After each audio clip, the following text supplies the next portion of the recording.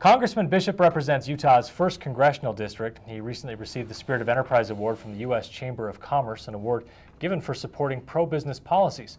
Congressman Bishop joins us today. Congressman, thanks for giving us some of your time. How much does the economy factor into the way you vote? The governor always likes to say that it's the prism through which he looks at any policy decision. Do you look at it that way, or is it just the way you normally see things ends up being pro-business?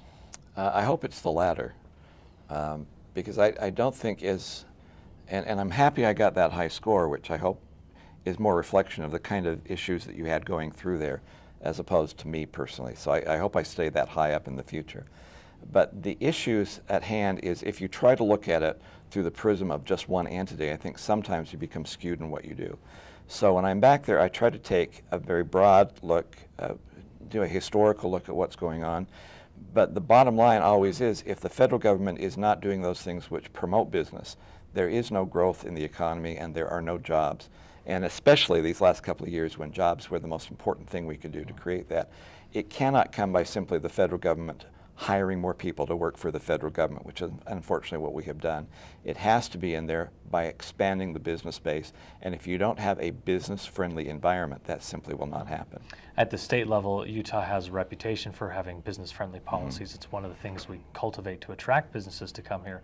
And I think maybe to an extent we take it for granted that that's how government works, that there's this natural tendency to vote pro-business.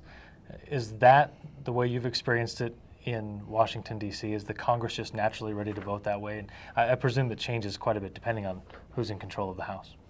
There are a lot of people who do not look at business in a favorable light. In fact, I am actually surprised at how many will not do that. And they tend to lump all business together. They tend to think that all business enterprises are big business, when in fact Utah is probably more small business than big business.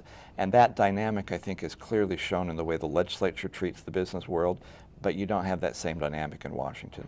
So you do have a lot of people in Washington who really are anti-business, bizarrely so, but they are. Why is big business so easy to vilify? Why is it such a target? A lot of people who vote or even maybe hold anti-big business opinions that push that type of an agenda work for large companies. Why do you think it's so easy to vilify? Anytime you put the word big in front of it, that's a negative word. So if it's big business, or I use big government all the time, someone uses big labor, big becomes and I don't know why we've ended up in that position, but usually if anything is big, therefore there's something wrong with it.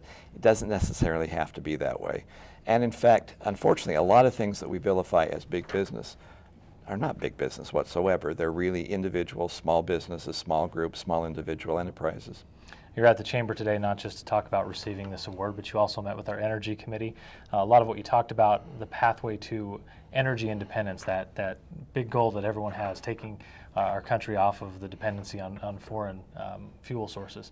One point you made is that we have a rather significant amount of energy available to us. We just kind of rope it off from ourselves. What's the biggest obstacle from where we are now with our energy policy to where we could be independent, where we could be much closer to independent?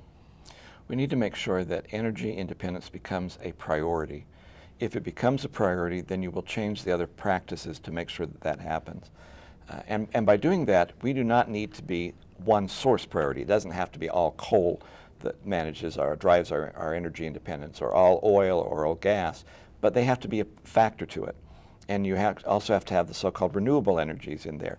We have to have an overall policy that tries to push every source that we have. And right now, we don't do that because energy independence is not our #1 priority. We may talk about it, about how bad it is to try and import all this energy from foreign countries, yet we still have failed to do those types of things that could make it a priority. So it's all in the way we view it. And so far, this country does not view energy independence, for all its rhetoric, as that significant enough to change some other situations and some laws to make it a priority. When you talk about making it a priority, an interesting thing you brought up in the meeting was giving prizes, essentially incentivizing for a bottom-up approach as opposed to a top-down. Do you really think that there's any chance that we'll take that kind of approach? I mean, you laid out some historical examples as to why that's the way to go.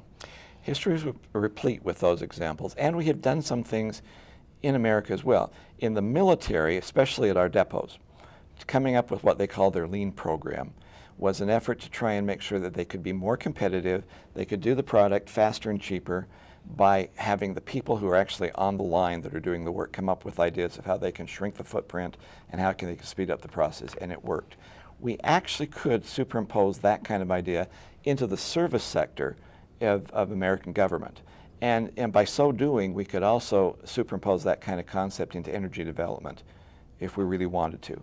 So far, we haven't maybe it's going to take $5 a gallon gas before people really want to. But I don't have enough people in Washington right now who want to do that. So it should be late August, about the time that we hit the $5 a gallon gas. Probably a couple of hours from now, yeah. Sometime around Labor Day. Congressman Bishop, thanks for taking some time and congratulations on the award. Appreciate it.